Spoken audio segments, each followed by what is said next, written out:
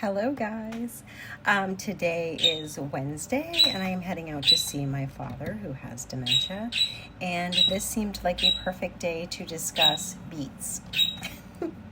A few of you have recommended that my father try beet juice, things like that, or supplements or things of that nature. So it's something that I've thought about and we've talked about. We haven't started that yet. He's notoriously picky about things, but as he gets a little further into this, he's a little more compliant with stuff that he will eat and do. Like, he used to not like anything that was seasoned or certain textures or whatever, but now he's kind of letting a lot of that go, trying a few new things and whatnot. So maybe it's a possibility.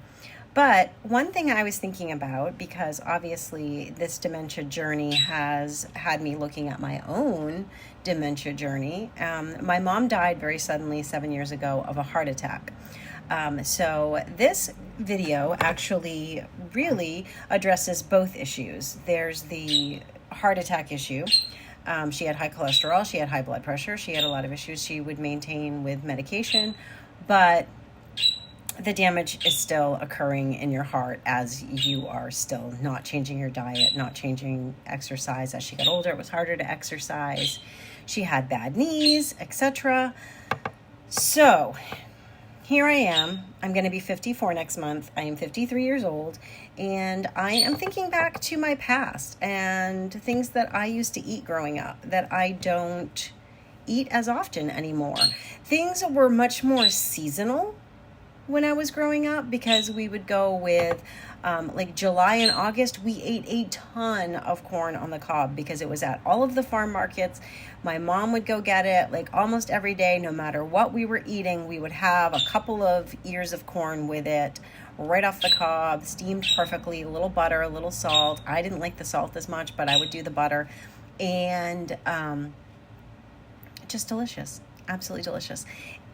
In July, we ate a lot of raspberries. In July, we also ate a lot of blueberries. In June, we ate a lot of strawberries. In September and October, we ate a lot of apples. You see where I'm going with this.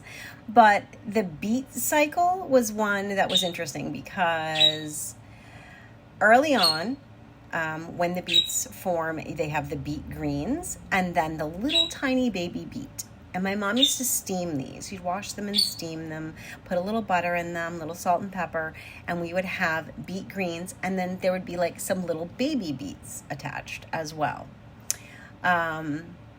So we would eat those in kind of the early summer. And then as the beets grew bigger, they'd get to kind of like that mid-size where she would put them in the pressure cooker and we would steam some, and we would have, some steamed beets with whatever we were eating for food.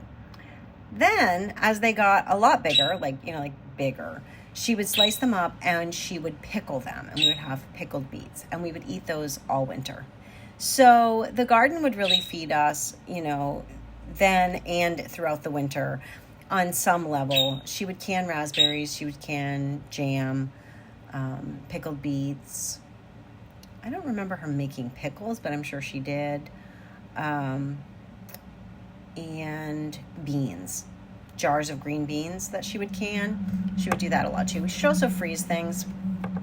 And so anyway, I've been thinking a lot about the nutrients that I used to eat versus the nutrients that I eat. So last night I made a meatloaf with grass-fed beef, and I put an onion in it, and I did put like a ketchup glaze on the top of it. I had probably a cup of steamed broccoli with it, and then I had probably a serving of baby potatoes kind of steamed with a little bit of butter on them. So not a ton of actual nutrients, but not a bad meal, but not like having like a ton of vitamins and stuff with it.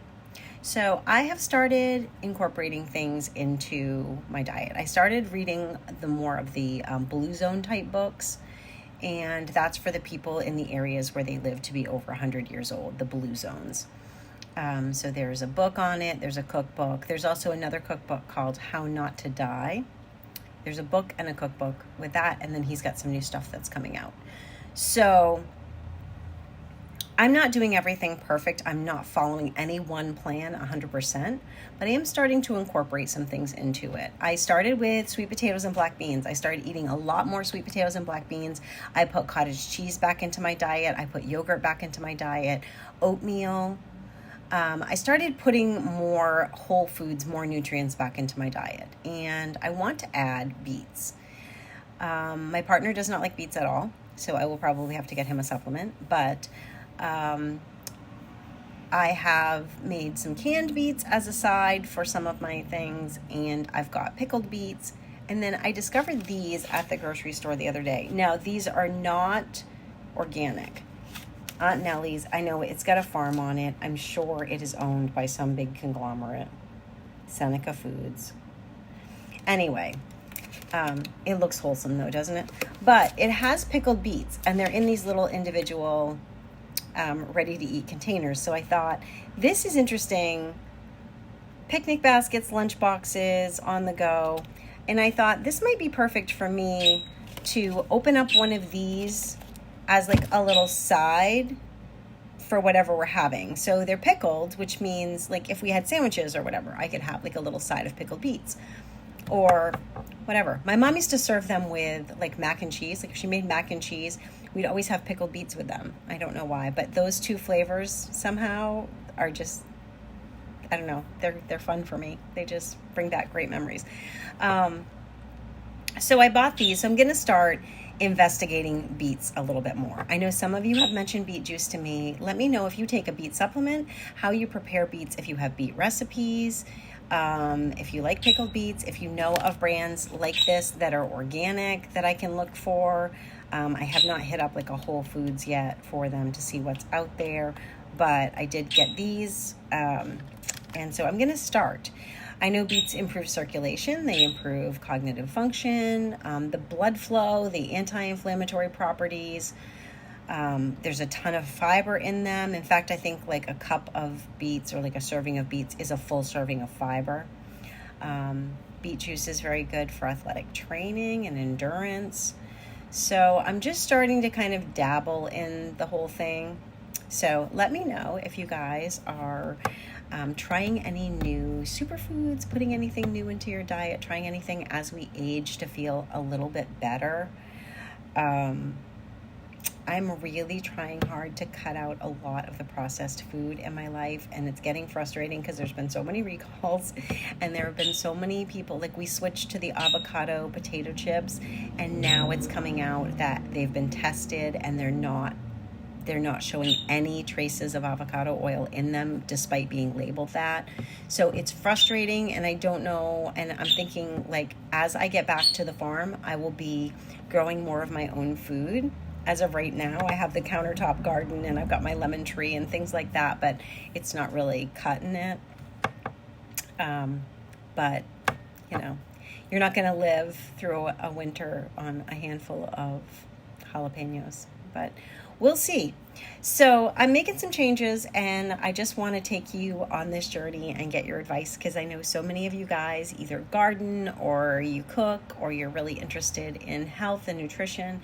So help me out. Let me know what you guys are doing with beets, and I will talk to you guys later. Have a fabulous day. Eat your beets. I love you.